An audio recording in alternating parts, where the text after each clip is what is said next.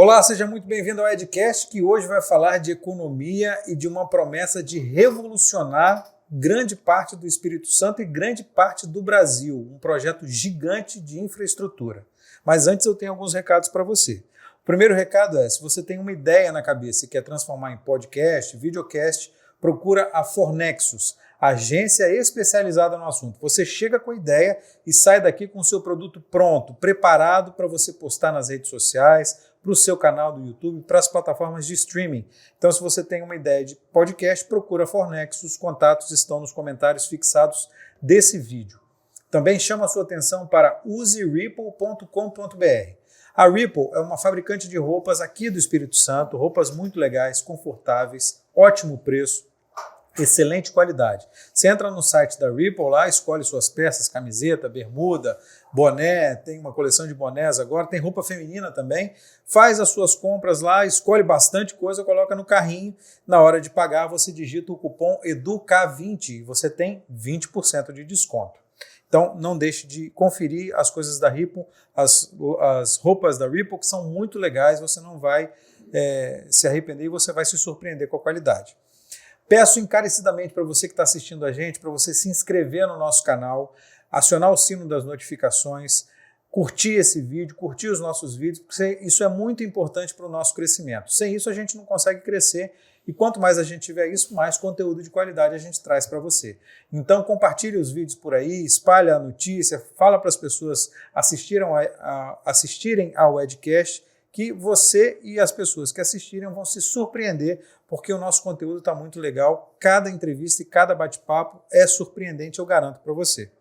A gente também está em todas as plataformas de streaming, Spotify, Google Podcast, Apple Podcast, Amazon Music, Deezer. A gente está espalhado por aí. Então, se você vai fazer sua atividade física aí, uma corridinha, uma caminhada, você pode fazer a caminhada ouvindo o Edcast. Você está num engarrafamento no meio do trânsito aí, pode botar o Edcast no rádio do carro lá, vai passar muito mais rápido esse engarrafamento, eu garanto para você. A gente também está no canal 525 da NET, na TV Ambiental. Estamos espalhados por todos os lugares você pode assistir e ouvir ao Edcast. Agora a gente conversa com José Roberto Barbosa da Silva, presidente da Petrocity. É o Porto dos Árabes? É isso mesmo? Tudo bom, Zé Roberto? Tudo bem, boa tarde. Boa tarde. Nós tivemos aí realmente um investidor internacional de origem da Arábia Saudita que esteve no estado, foi recebido inclusive pelo governador do estado à época, esteve conosco participando de algumas etapas de uma fase importante, porém foi a fase muito difícil a nível econômico internacional. Foi quando houve aquela grande briga em 2015 para derrubar o valor do petróleo, do barril de petróleo, que estava a $102. Estava acima de $100. Estava acima de 100. Passou de uma média histórica de $100. Isso, foi uma doideira. Né? E justamente era o representante da família saudita, né, da OPEP, um cara que o objetivo deles era trazer Aramco para o Brasil. Esse era o objetivo.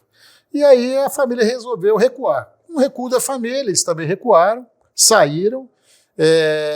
Nós temos uma relação muito boa com eles hoje, conversamos, mas eles seguiram a vida deles, a Petrocity recomprou as ações, né, o grupo Petrocity, seguiu também o caminho dele, fizemos a reestruturação e agora estamos com projetos aí avançando de forma muito firme e muito célere, além de ser muito seguro. Vamos lá, vamos por partes. Primeiro, o que é a Petrocity? A Petrocity, na realidade, ela é uma sociedade anônima composta de pequenos e médios empresários, tá? Com viés, na realidade, de logística e de formação infraestruturista, né? Desenvolvimentista, que buscam, na realidade, desenvolver projetos que tragam, né, resultados de avanços de modernização no que se refere à movimentação de cargas e à apresentação de soluções logísticas a nível de Brasil. É bonito pra caramba isso. Mas na prática é o quê? É um porto em São Mateus que vai concentrar a entrada e saída de produtos do Brasil, é isso? Vai além, Edu. Nós temos hoje um portfólio de projetos, mas não são um portfólio de projetos que foram idealizados para serem implantados no Brasil de uma forma aleatória. Nós temos, na realidade, um portfólio de projetos que, dentro de uma visão desenvolvida pela Petrocity Group, que a gente coloca como logística assertiva, é um portfólio de projetos que são independentes, porém complementares. Nós, logicamente, iniciamos idealizando um terminal portuário numa área até então desassistida, norte do estado do Espírito Santo. Em São Mateus? Logicamente, em São Mateus, mas que também tem uma influência muito grande do sul da Bahia, e por estar diretamente linkado a 381, nós temos todo o caminho saindo de São Mateus e indo até o Vale do Aço. Quer dizer, segue, vai até Belo Horizonte, depois desce, vai até São Paulo, 381. Mas o nosso projeto, na realidade, vai até o Vale do Aço. Mas aí, inicialmente, a ideia era aproveitar a vocação de petróleo e gás de São Mateus? Era isso? Sim, em 2012, 2013. Mas a partir do momento, aí eu já estou depois do príncipe, já estou depois do investidor saudita. Hein? Tudo bem, mas aí só para a gente posicionar. A ideia era fazer um porto em São Mateus para fazer exportação de petróleo, para fazer exportação de gás, de repente tentar alguma coisa de cabotagem que ainda estava muito primário no país, incipiente. Muito incipiente no país. A gente sabe que só começa a ganhar mais corpo agora, a cabotagem, a ideia da cabotagem começa a ganhar mais corpo agora, de repente de 4 anos para cá, 3 anos para cá, mais ou menos.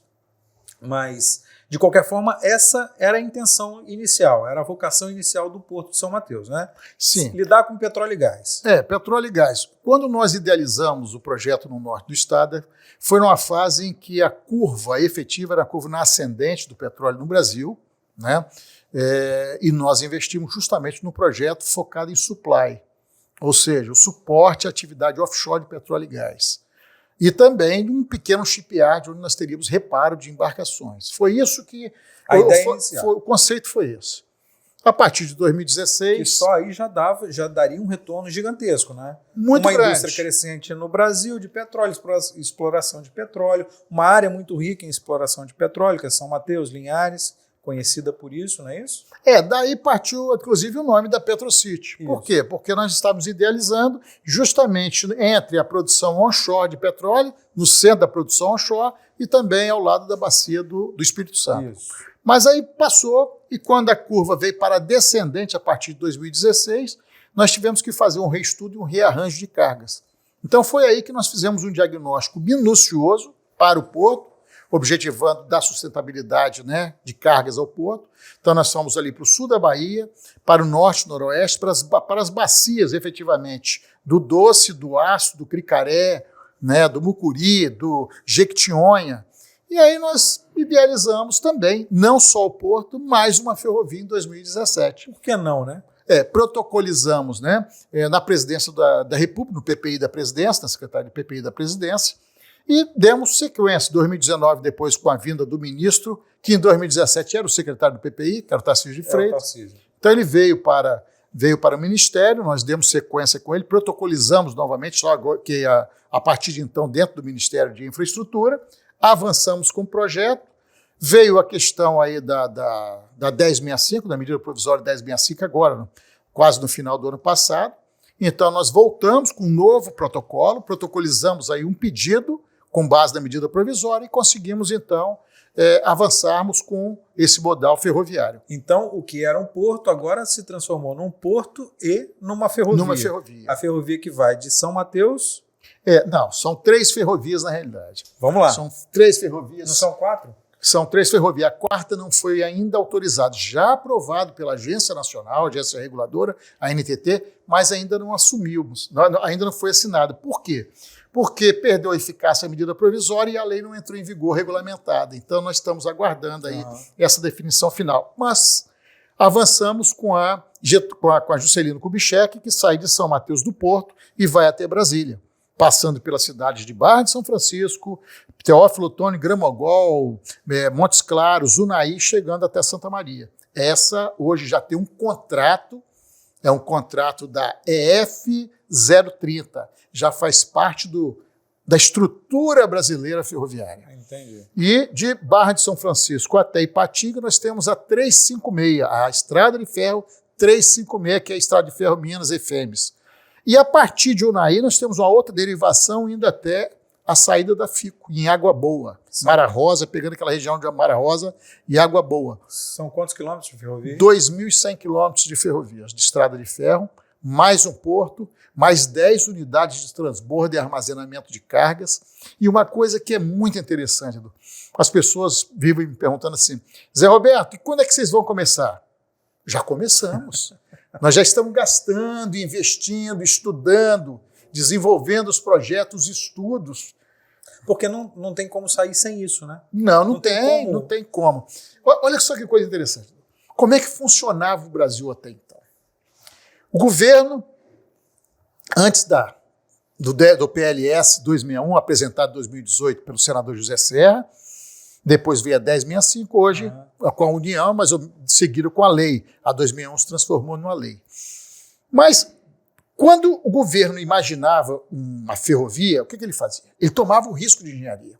Ou seja, vamos contratar uma empresa para desenvolver o conceito da ferrovia e contratava uma empresa e pagava um valor alto.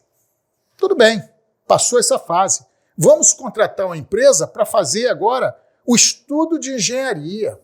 Vamos contratar uma outra empresa para fazer o estudo ambiental. Então, está investindo.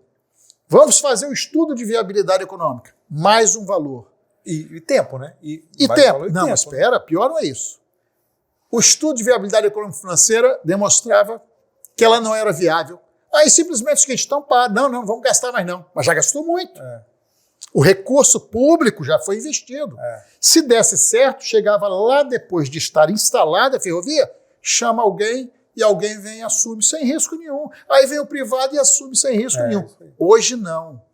Hoje nós temos 10 anos de um caminho crítico, onde nós estamos tomando o risco de engenharia, nós já estamos desenvolvendo toda a parte cartográfica, toda a questão ambiental, nós já estamos calculando com a empresa que faz, na realidade, a estruturação do nosso fundo, que é o nosso advisor financeiro, nós já estamos avançando com eles para apresentar em Brasília. Nós já estamos lá na frente, gastando, investindo, tomamos o risco de engenharia. A Odebrecht Engenharia é a nossa EPCista, ela já está desenvolvendo os projetos de engenharia.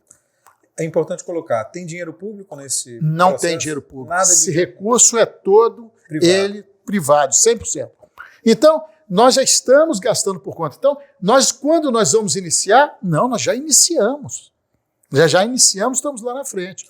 E nós temos... E agora, que coisa interessante, 10 anos é o caminho crítico. É uma contagem regressiva. Você tem 10 anos para entregar pronto.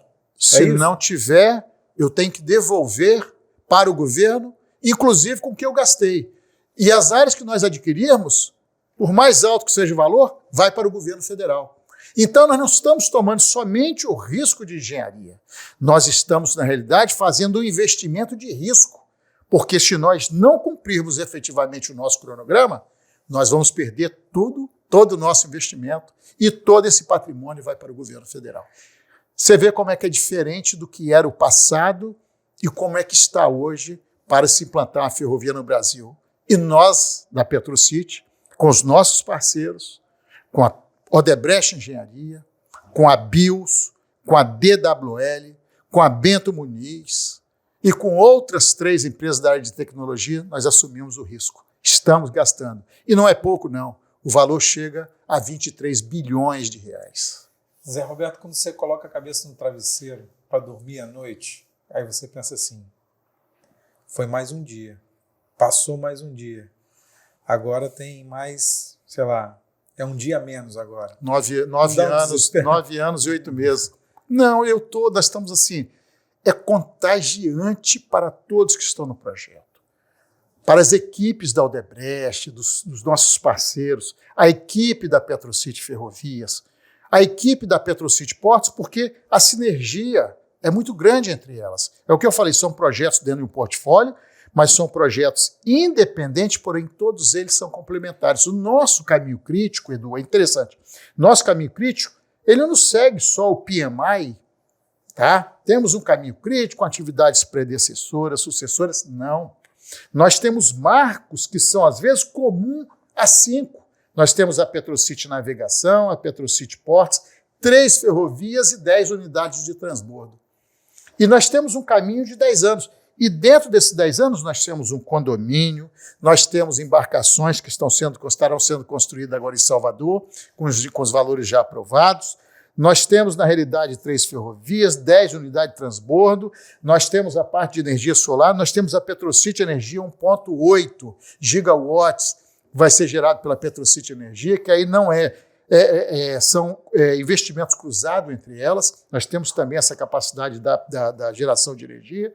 Então, a cada exercício que passa, nós vamos cumprindo alguns marcos e vamos avançando com o projeto como um todo, que nós chamamos de logística assertiva. O que é a logística assertiva? É justamente a capacidade que a Petrocity buscou, através da Bobibra e daqueles que idealizaram o projeto, de fazer, na realidade, o desenvolvimento do projeto de forma planejada, enxergando um cenário, e não de forma segmentada, mas com visão de cenário, fazendo um planejamento e usando a racionalidade para que a gente possa fazer a integração. Ou seja, não é um porto que daqui a 10 anos vai falar, poxa vida, como é que eu vou fazer? A cidade tomou conta do porto, eu não tenho como crescer. Não, nós nos preocupamos, fomos lá e discutimos com o município, garantimos no plano diretor municipal que não haja efetivamente a confusão entre a logística e o habitacional. Então nós temos aí já o uso e a ocupação racional do solo. Nós estamos da parte de ferrovia fazendo a mesma coisa, discutindo com 60 municípios de que forma eles vão fazer a implantação das ferrovias, ajustando o plano diretor municipal e também a implantação das unidades de transbordo. Por quê? Porque a partir do momento que elas estejam instaladas, com certeza várias indústrias estarão se instalando no seu entorno. E estamos fazendo também na questão da cabotagem, você citou de forma muito célere e muito importante, que você foi ali buscar já uma coisa mais próxima, mas nós estamos desde 2010 discutindo dentro da nossa empresa a questão da cabotagem. Eu lembro que eu fui fazer um debate em São Paulo sobre cabotagem, eu lembro que uma pessoa falou que essa brincadeira de cabotagem era a mesma coisa que vender terreno na Lua. Falou isso para mim. E nós já estamos lá na frente, já estamos construindo 2 embarcações. 2 embarcações de 120, 750 TEU dentro de Maragogipe, lá em Salvador. Então, é isso. Em suma, este é um cenário que estamos buscando e que, assim que implantado em 10 anos, vai transformar, vai interiorizar a economia, vai gerar emprego, vai distribuir renda, vai melhorar a vida desse pessoal todo que até então nem governo do Espírito Santo, nem governo de Minas Gerais olhou para o norte e noroeste do Espírito Santo e para as regiões dos vales, principalmente do Jequitinhonha, do Mucuri, norte e noroeste de Minas Gerais. O que vai ficar pronto primeiro? Porque é em até 10 anos. Em 10 anos você tem que entregar, não é isso? 10 anos. O que vai ficar pronto primeiro? Condomínio, 2 navios, porto. Já vão estar operando nesse período? Já, nós temos agora, a partir de agora, nós já estamos assim encaminhando condomínio, a construção de embarcações, os estudos que eu tenho, 3 anos, nós temos 3 anos. 3 anos para a licença prévia, nós temos mais 2 para a licença de instalação das ferrovias, e depois nós temos 5 anos para fazer a instalação efetivamente. Só que nós estamos avançando bastante, a equipe tem se empenhado, os parceiros têm se empenhado, e nós temos hoje um grupo muito empolgado, e é um grupo que domina muito a questão da engenharia, a questão ambiental, a questão cartográfica e a questão de captação de recursos. Você falou que são 23 bilhões de reais. 23 bilhões. De onde vem esse dinheiro? Fundos, bancos, agentes financeiros, investidores. Essa é a estruturação do fundo que ninguém nunca teve a preocupação de fazer, porque era fácil. Ou era o recurso do governo ou vinha do BNDES. Hoje não. Hoje você tem que estar demonstrando efetivamente, através de estudos minuciosos, que o seu projeto é viável, que você tem que trazer as garantias efetivas para você, se buscar alguma coisa no setor público, dentro de um BNDES, você vai ter que demonstrar a sua capacidade. Você vai ter que demonstrar ali, através de um fluxo de caixa, de um estudo muito bem feito, que o seu projeto não é mais um projeto que vem para ser paralisado durante a sua instalação. Então aí você vai ter dentro dessa área do PetroCity em São Mateus, da PetroCity em São Mateus, vai ter uma termoelétrica, um porto, uma unidade de gás, uma unidade de energia solar e um condomínio. Um estaleiro também? Não, estaleiro não. E um condomínio com 335 mil metros quadrados. Agora, a base da empresa... Para abrigar empresas, Para abrigar empresas. E para que seja alocado lá. Não só, nós já temos, olha só, nós temos várias empresas de fora que estarão, né, vindo com a PetroCity. Já está certo isso? Nós temos alguns contratos já assinados. Nós temos ali uma grande fábrica de contêineres, nós temos, na realidade, uma fábrica grande de beneficiamento, 12 mil metros quadrados na área de segmento de rochas ornamentais. Nós temos uma base de atracação para a própria PetroCity Navegação. Nós temos um grande pátio de estocagem da PetroCity Navegação. Nós temos um grande parqueamento de carretas com uma das maiores empresas do Brasil nessa área. Nós temos, na realidade, a termoelétrica. Nós temos a base da Marinha do Brasil e nós temos um real estate de 60 mil metros quadrados. Dá para... obviamente, vocês têm um estudo do impacto disso na região. Tudo. A gente está falando de quantos empregos? Se você colocar os empregos diretos e indiretos entre todos os projetos desse portfólio, nós chegamos a 10 mil empregos que serão gerados. Para construção e em obras de infraestrutura ou para operação? Para operação. Nesse período de obra de infraestrutura. Aí você tem o que eles chamam da curva da baleia, você tem a variação, você tem os altos e baixos aí tem momentos que você vai chegar a 4 mil postos de trabalho durante a instalação. Tem momentos que você vai chegar a 800 postos de trabalho. Mas aí tem uma previsão do que fazer com esse trabalhador, porque isso é histórico, né? A gente tem uma obra grande aqui da Vale, muitos trabalhadores criaram um bolsão de pobreza próximo à empresa, né? Isso naturalmente acontece com a instalação de grandes empresas ou grandes obras. A PetroCity pensa nisso? De que forma pensa nisso? Olha só, nós estamos com um projeto interessante. Nós temos alguns parceiros na área de tecnologia, um deles, inclusive, focado na formação de mão de obra. Uma empresa internacional que está conosco, nós está dentro da PetroCity.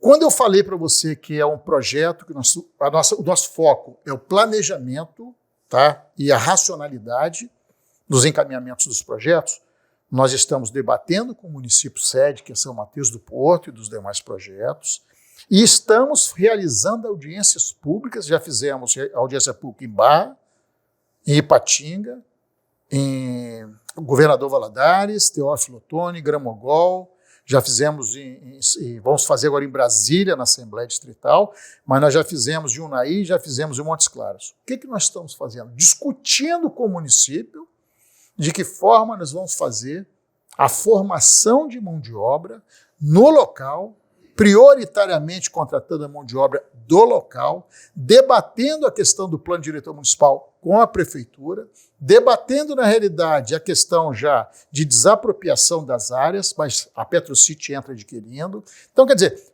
todo esse planejamento, nós estamos assim, iniciando na PetroCity, envolvendo os nossos parceiros, mas trazendo para a mesa, efetivamente, o poder público, seja a nível estadual, seja a nível municipal. Olha só, dia 6 passado agora, nós acabamos de assinar com o governador Romeu Zema a preocupação, você vê, o planejamento também e a visão estratégica do governo de Minas. O governador Romeu Zema, quando viu que o projeto está avançando efetivamente, que o governo liberou as autorizações, ele chamou as autorizatárias que estarão implantando, fazendo obras, gerando emprego em Minas, e ofereceu, na realidade, incentivos e benefícios fiscais, para que a gente possa estar, na realidade, uma forma indireta dele estar investindo nas ferrovias. Então, está ajudando e conspirando a favor da geração de emprego, da melhoria da qualidade de vida, do desenvolvimento do Estado. A posição do governador Romeu Zema foi fantástica. É uma visão que eu vejo de um estadista, né, que tem uma visão de cenário, que enxerga longe. E a mesma coisa está acontecendo agora com o Estado de Goiás, com o governador Ronaldo Caiado. Então, nós estamos avançando nessa linha para que a gente possa ajudar efetivamente, ainda mais agora, no pós-pandemia, na recuperação de emprego, na recuperação econômica. É nisso que a gente tem que estar agora preocupado e esperamos que a PetroCity possa cumprir também o seu papel, né, participando dessa retomada. Como é que está a posição do governo do Estado em relação a esse conjunto de obras, esse pacote de obras? Nós temos assim, uma relação eu tenho conversado com o secretário de Desenvolvimento, nós temos avançado. Não existe ainda um grande incentivo do governo do Estado, não. Não existe, né? Mas como, na realidade, o licenciamento ambiental é federal e os demais avanços são federais, eu tenho buscado debater muito com o Ministério de Infraestrutura, o Ministério de Meio Ambiente, o IBAMA, né, com a própria Presidência da República, que tem algumas secretarias que acabam tendo uma influência grande nesse momento, o Ministério de Minas e Energia, estamos falando de energia, estamos falando de gás, né, na questão do também mineral, com um volume grande, né, que deverá ser movimentado pela ferrovia e também pelo porto. Então, nós estamos procurando a Agricultura, o Ministério da Agricultura, e as coisas estão avançando. Você falou de licenciamento ambiental, não é com o IEMA? Não. Nosso licenciamento, nós ficamos aqui os anos de 2013 até 2019. No final 6 anos, final de 2019, nós vimos que, efetivamente, pelo volume de carga e pelo perfil do porto, não era competência do IEMA. E assim, nós fizemos uma consulta à IBAMA e ficou constatado que realmente a matéria federal e não estadual. Então, nós perdemos aí 6 anos, tá? Debatemos, mas foi bom que amadureceu bem o projeto.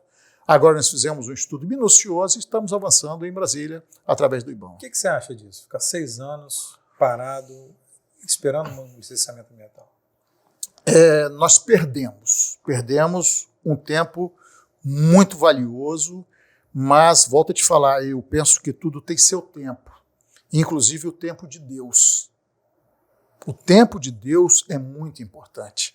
E eu penso que nós chegamos agora de forma muito madura, consciente, tá? Muito seguro para os encaminhamentos, não só ambientais, mas também a nível de desenvolvimento econômico e social e ganho. Eu vejo hoje um monte de gente falar que coisa linda, a ESG. É a base hoje, a política ESG. E é importantíssima. Mas o ambiental não pode estar acima daquilo que é a governança da empresa. E tem, para mim, nesse balanço, a coisa que é mais importante, que poucos estão olhando, que é o terceiro pilar, que é o do desenvolvimento humano, social, que é, na realidade, aquilo que nós estamos precisando fazer. Olhar o meio ambiente, olhar o desenvolvimento com geração de emprego para gerar o bem-estar social, econômico-social da sociedade brasileira, seja a nível de São Mateus, a nível municipal, mas a nível estadual e também a nível nacional. Desenvolvimento local, né? Local. Isso deve acontecer, né? Nós estamos fazendo um trabalho muito interessante. Nós temos, dentro do nosso grupo hoje, um escritório em Brasília chamado Bento Muniz, são procuradores, inclusive, de carreira, tá, que compõem esse escritório de direito, e com notória especialização na área tributária, mas na questão ESG. Então, eles têm feito um estudo... Para as pessoas entenderem isso aqui, é a sigla para meio ambiente, social e governança. Né? Então, quer dizer, governança olha muito a empresa, o equilíbrio da empresa, nós temos do outro lado aqui o ambiental, o equilíbrio ambiental, mas esses dois têm que estar muito no mesmo nível para atender e gerar realmente essa questão social. Então, nós estamos olhando muito isso. E a empresa está muito madura. A empresa tem os seus projetos em função desse tempo que falamos agora, né, nesse período aí de praticamente 9 anos. A Petrocity amadureceu, a Petrocity cresceu, a Petrocity avançou. E hoje nós temos condições, dentro de uma visão de cenário, de enxergar a integração de todos esses projetos. Não existiu no Brasil ainda, na história do Brasil, um estudo de uma integração intermodal, tá, objetivando levar uma solução de uma demanda reprimida de cargas em regiões específicas, como era essa região por onde nós vamos passar agora. Isso que eu ia te perguntar, o que vai escoar pela ferrovia, que vai sair pelo porto ou vai chegar pelo porto? Nós temos, na realidade, um porto conteneiro de carga geral. Mas nós temos, quando falamos na FICO, na Norte-Sul, Água Boa, Mara Rosa, Campos Verde, aquela região, nós estamos falando ali em 30, 40 milhões de toneladas de grãos, né? Trigo, milho e outros. Então, desculpa, aqueles engarrafamentos em Paranaguá, por exemplo, que a gente vê na época de safra de soja, caminhões, filas quilométricas de caminhões tentando escoar por Paranaguá, principalmente. Então, digo, o Estado, o Espírito Santo pode ser uma alternativa para isso. Olha, Edu, quando você coloca no mapa, você olha a espinha dorsal ferroviária idealizada para o Brasil, muito bem idealizada, que é a Norte-Sul. Ok. Nós temos a ferrovia de integração... Que foi concluída há pouquíssimo tempo, né? Recentemente. E nós temos agora a ferrovia de integração do Centro-Oeste, em fase de instalação, né? Que vai de Mato Grosso, lá Lucas do Rio Verde, chegando até Mara Rosa. Nós temos, então, próximo ali, a Fiol, descendo indo até a Ilhéus. Né? Sobe um pouco, a partir de Mara Rosa, depois vai direto para Ilhéus. Você tem Itaqui no norte. E você tem Santos descendo. Né? Quando você enxerga São Mateus, o Espírito Santo, São Mateus, e o nosso trajeto, o nosso trecho, chegando até Mara Rosa, é fantástico. O relevo é interessante. É plano, é, né? O menor traçado, é o relevo mais favorável, tá? Com todos os incentivos, Sudene e tudo. Então, incentivo que não tem mais ao sul. E nós temos uma condição de um trecho mais curto em relação, quando comparado numa matriz de comparação, matriz comparativa, aos demais portos. Então, nós teremos grãos, minerais, madeira, celulose, grãos não só lá de Mato Grosso, daquela região central do Brasil, mas também da nova fronteira agrícola no norte de Minas. Então nós temos o aço, nós temos produtos da pecuária, da leiteira, seja de corte, nós temos café, milhões de sacas de café que saem pelas estradas anualmente, nós temos a carga de São Mateus, de Linhares, nós temos a carga do sul da Bahia. É muita coisa, nós estamos idealizando aí 23 milhões de toneladas de cargas que estão no nosso estudo, isso de forma muito conservadora. Nós estamos falando numa área onde as ferrovias que cortarão essa área são as ferrovias idealizadas pela Petrocity. Mas, mesmo assim, nós estamos colocando somente 30% do que é produzido nessas regiões impactadas. Então, nós estamos pensando de forma assim, muito conservadora, e mesmo assim os volumes são altíssimos. E são os 23 milhões que hoje precisamos para ter o porto operando 24 horas todos os dias. É a capacidade que foi apresentada ao governo federal, que são 23 milhões de toneladas de carga. 10 anos é para vocês entregarem o quê? O porto e a ferrovia? A ferrovia porto, só? Todo operando, todo o complexo. Porto, termoelétrica, ferrovia, condomínio, unidades de transbordo, full, operando 100%. Esse é o objetivo, mas estamos trabalhando para tentar encurtar um pouquinho. Agora me explica uma coisa. Como é que o superintendente do Inmetro, antigo Inmetro, o cara que foi interventor na Conab, antiga Conab, servidor público, como é que esse cara saiu de lá de trás e saiu do serviço público para abraçar um projeto desse? Eu falei que tudo é no tempo de Deus, há pouco com você. Agora eu vou falar que tudo tem um porquê na nossa vida. Eu penso dessa forma. Eu fui interventor da Cobal ainda, né? Fui da CFP e da Cibrasen superintendente no Rio, no Espírito Santo. Aprendi bastante na área agrícola. Hoje dá para a gente conversar sobre a PGPM, que é a Política de Garantia dos Preços Mínimos, inclusive sobre os empréstimos, os EGFs, os AGF das aquisições, COV, SOV, corrupção de compra, de venda, planejamento agrícola. Então aprendemos um pouquinho com isso aí. Passei pelo Ministério, fui para a Conab em Brasília, fui chefe de gabinete do presidente da Conab, fui técnico da Conab, assessor do presidente da Conab. Dali eu fui para a Polícia Federal. Que é uma área que não tem nada a ver. Eu acabei indo com o Coronel Romão, fui chefe de gabinete do diretor-geral da Polícia Federal em Brasília. Aprendi bastante, é uma escola, aprendi muito. E aprendi justamente sobre a questão portuária, porque ali, na realidade, é uma área de fronteira, é uma área de controle, né, do governo.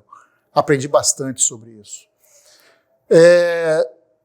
Dali eu retornei para o Espírito Santo como delegado regional do Ministério de Minas e Energia.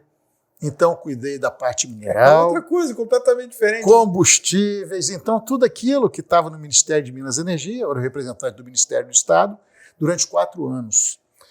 No final, eu fui para Brasília como diretor do DNPM. Fiquei 1 ano lá como diretor do DNPM, né, na área mineral, e voltei para o Espírito Santo como diretor-geral do Inmetro. Né? Então, quer dizer, por cada um desses locais que passei, eu aprendi quais são as cargas preponderantes de nossa ferrovia. Justamente a questão agrícola, a questão dos grãos, a questão mineral do Ministério de Minas e Energia, a questão do gás do Ministério de Minas e Energia, da energia elétrica, a questão portuária, onde na época do Inmetro eu fiz parte de um grupo de harmonização das políticas portuárias. E na Conab 90 nós fizemos a importação do trigo, dos pampas, do trigo canadense, do milho do Corn Belt americano, da carne importada da Europa, naquela fase difícil de 1990. Então, tudo isso, eu penso que como cheguei, de uma forma indireta, tá, fazendo o meu trabalho com a vinculação a portos e a questão, efetivamente, da infraestrutura brasileira. Mas como é que foi? O grupo, a Petrocity, chegou em você? Como é que chegou em você? Como é que foi isso? Não, como é que transformou essa... Não. Em 2007, eu estava na área de segurança pública com o secretário Rodney Miranda. Né? Fiquei até 2009 com ele. Em 2009, eu recebi o convite para fazer um estudo de um porto em Aracruz chamado Nutripetro. Fui para lá, fiquei até 2011, conseguimos fazer toda a parte onshore do porto. A parte offshore é mais complicada porque se tratava de uma área de influência era a reserva indígena na região, isso. Complicado. Mas eu saí antes porque fui convidado pelo grupo para ser o diretor de novos negócios em São Paulo. Assim o fiz, fui para São Paulo. E em 2013 me deram o desafio de um projeto no Norte do Espírito Santo que eu deveria assumir a empresa, criar a empresa, assumir o projeto, idealizar o projeto, avançar com o projeto. E sozinho? Sozinho. Iniciei sozinho, eu com um pequeno grupo. Hoje nós temos um grupo seleto, hoje nós temos empresas de ponta a nível Brasil e a nível internacional conosco. Mas é isso, eu acho que missão, acho que a gente recebe e tem que cumprir. Missão dada é missão cumprida. Missão dada tem que ser missão cumprida e estamos aí, vamos aprendendo, vamos avançando, empreendendo e as coisas estão acontecendo, graças a Deus. O que você acha da privatização do Porto de Vitória? Um avanço.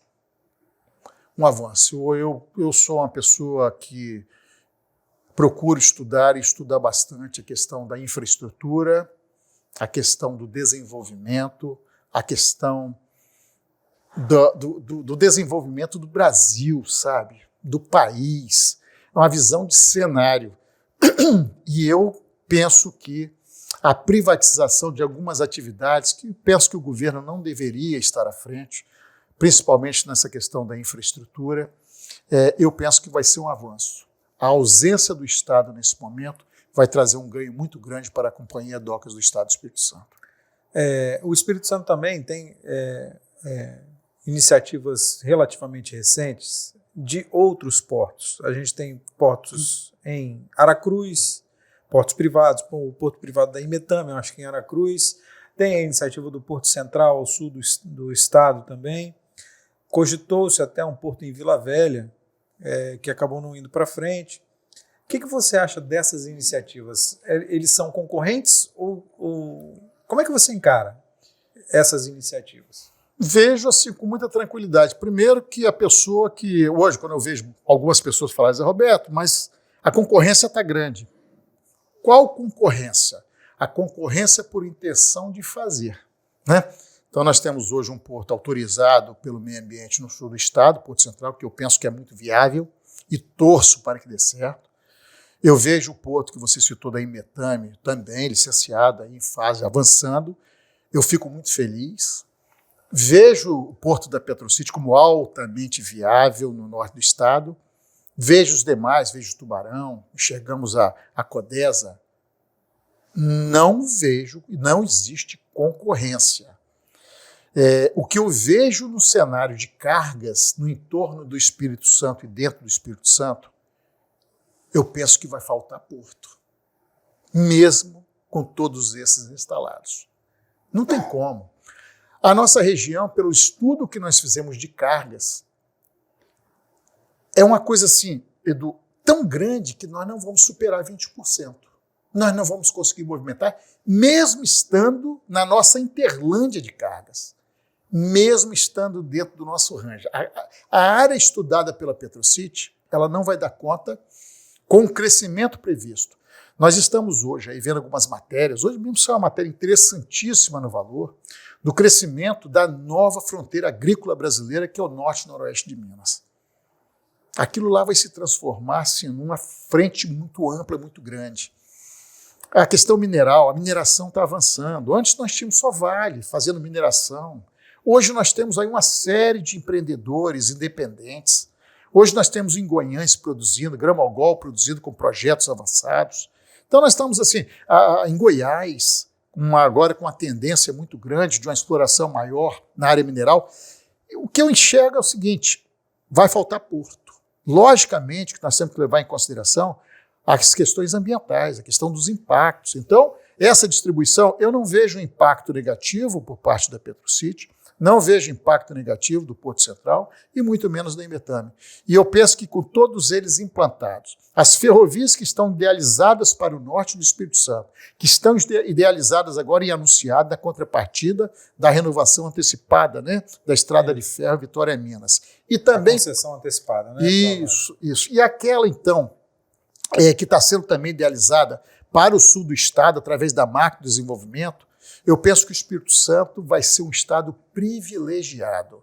Nós temos que começar agora, na realidade, formar mão de obra, porque, com certeza, se não for formado mão de obra com o cidadão do estado do Espírito Santo, haverá necessidade de importação de mão de obra de outros estados. Que mão de obra? Mão de obra especializada na área de logística, na área da movimentação de cargas, na área da tecnologia, são projetos tecnológicos de ponta. É doideira. Isso aí, logicamente, com essa estrutura funcionando, o Espírito Santo vai receber uma gama de grandes empresas nacionais e internacionais que vão querer se instalar no estado do Espírito Santo. Então, essa é a visão que nós temos que ter, a visão assertiva, a visão de logística assertiva. Mas, acima de tudo, temos que começar a preparar, não só a nível de mão de obra, mas de incentivos, de benefícios fiscais que possam estar garantindo efetivamente o giro que venha dar a segurança social merecida, almejada e que nós precisamos para entrar no cenário nacional. O Espírito Santo é um estado que tem uma posição privilegiada. A localização é maravilhosa. Tem uma gama, está no centro, olha só, nós estamos no sudeste, próximo a Minas Gerais, próximo ao Rio de Janeiro, com a Bahia crescendo monstruosamente, agora com a vinda dessas estruturas ferroviárias, a movimentação de cargas, o Espírito Santo tem que se preparar. Não temos que pensar mais em ficar somente colocando pequenas unidades distribuídas aí no estado do Espírito Santo. Nós temos que buscar desenvolver políticas que venham a garantir a sustentação do que está vindo com a infraestrutura que está planejada para o nosso estado. O primeiro dormente da primeira ferrovia vai ser assentado quando? 2027 é o objetivo de estarmos, e temos que estar dentro do nosso cronograma, aprovado pela ANTAC, para que a gente possa estar iniciando efetivamente e colocando o primeiro dormente. Mas nós temos, volta a te falar, nós estamos já, inclusive, com Jazida sendo adquirido para a preparação da brita. Estamos olhando aí esse cronograma porque de forma rigorosa. Pra caramba, né? Muito, é muita brita. 2.100 quilômetros é uma gama muito grande e a equipe tem que estar preparada. Mas a equipe está se preparando e a Odebrecht tem uma experiência, está trazendo para dentro do projeto como EPCista, toda a experiência de anos, de 80 anos, né, de logística, de 80 anos de projetos, de instalação de obras, de infraestrutura, e, acima de tudo, a experiência de quem já fez mais de 4.000 quilômetros de estrada de ferro dentro e fora do Brasil. Você acha que essa reputação recente da Odebrecht não pode prejudicar de alguma forma o projeto? Não, porque a Odebrecht não assina cheque, não distribui recursos, não faz nada de errado. A Odebrecht, como qualquer outra empresa do Brasil, a própria PetroCity, né? Se tiver alguma coisa de errado, são gestores que estão fazendo alguma coisa de errado. Se realmente, né, como foi apresentada, os desvios que foram feitos, penso que as medidas corretivas foram adotadas e, se não foram, tem que rever, tem que ser adotadas, mas o acervo técnico não pode ser desmerecido e esse acervo técnico tem que ser utilizado em prol do Brasil. A PetroCity trabalha com compliance? Tem esse acompanhamento? Muito. O compliance rigoroso. E para você ter uma ideia, hoje o compliance mais rigoroso do Brasil é da Odebrecht. Isso através de acordo com governos da Suíça, governo americano e governo brasileiro. Porque a Odebrecht é uma empresa internacional. Né? Isso. Então ela assumiu esse compromisso.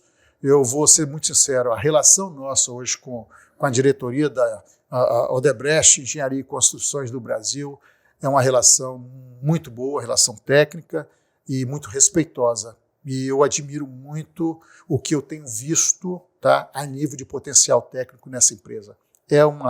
Isso para mim é uma coisa que deveria ser mostrada ao Brasil a nível técnico, tá? A parte técnica da Odebrecht, com orgulho, porque essa expertise pertence ao Brasil. E quando é que esses 2 navios vão ficar prontos e vão atracar no porto da PetroCity? 2024, até o final do ano, é nosso objetivo de estarmos com as 2 embarcações, né? A primeira, com certeza, que está dentro do cronograma que nós temos que cumprir, porque senão pagamos multa, né? Nós somos autuados. Então nós temos aí o cronograma e vamos estar movimentando, não ainda no porto da PetroCity, porque é a partir de 2025, 2026. Mas nós já teremos, porque nós temos 2 estruturas, inclusive acordada, que é o estaleiro Enseada, onde estaremos construindo o navio, que também pertence ao grupo Odebrecht, em Maragogipe, em Salvador. E nós temos lá um TUP de propriedade da Odebrecht que nós estaremos utilizando como base dos navios até que fique o porto. Até que a gente conclua. A termoelétrica vai começar a gerar energia quando? Vai aproveitar esse gás lá da região de São Mateus? Nós tivemos agora uma reunião com a equipe da PetroCity Energias, né? Nós temos uma participação de 25%. E pelo que eu vi, em função da empresa internacional que vai fornecer o gás, né, e também com a gestão, com a direção da empresa, eu acredito que a partir de 2027, 2028. A planta solar? Solar, 6 meses a partir de janeiro do ano que vem. Então é a primeira que sai. É a primeira que sai. E o condomínio também. Nós estamos. Para começar a instalação das empresas. A partir do ano que vem. É isso aí. Vai mudar a história do Espírito Santo? Vai contribuir. Vai contribuir junto com os demais projetos. Volto a repetir, eu acho que nós temos um projeto muito importante no sul do estado, Porto Central. Temos aí a questão do projeto da Imetame, é uma área que vai se transformar num grande polo também, polo de Aracruz, e nós teremos o polo ao norte, quer dizer, a parte central em Aracruz e Vitória, a parte sul em Kennedy e a parte norte, né, através de São Mateus, interiorizando, fazendo o projeto de interiorização da economia. Você acha que a política pode atrapalhar? Eu penso que não. Política, ela não atrapalha. Eu penso que as pessoas que tentam atrapalhar, trazendo na realidade restrições desnecessárias e às vezes descabida, e como acontece. É mesmo? E como acontece. Nós tivemos nos últimos anos que encarar algumas posições aí, públicas que, sinceramente, deveriam ser debatidas. Sem críticas, eu não estou aqui para criticar, eu sou servidor público de carreira. Estou falando isso com 32 anos de vida pública, sabe? Eu nunca vi levar 13 anos e só conseguir pedir 10 pedidos de reunião com um órgão no Estado e não conseguir fazer. Um empreendedor falando em investir 4 bilhões em gerar 2.000 empregos e não conseguir ter uma reunião técnica com um órgão. Qual órgão? Um órgão responsável por uma das análises, viu, Edu? Então, isso aí eu vejo que É desnecessário, é descabido. Mas por que isso acontece, cara? Não sei. Não sei, é um negócio injustificável. Eu vejo como injustificável. Eu vejo que eu vi comparações até entre colocar um porto e uma praia de nudismo, e a praia de nudismo era mais importante. Eu tenho esse parecer por escrito guardado na Petrocity e vou colocar no quadro no futuro.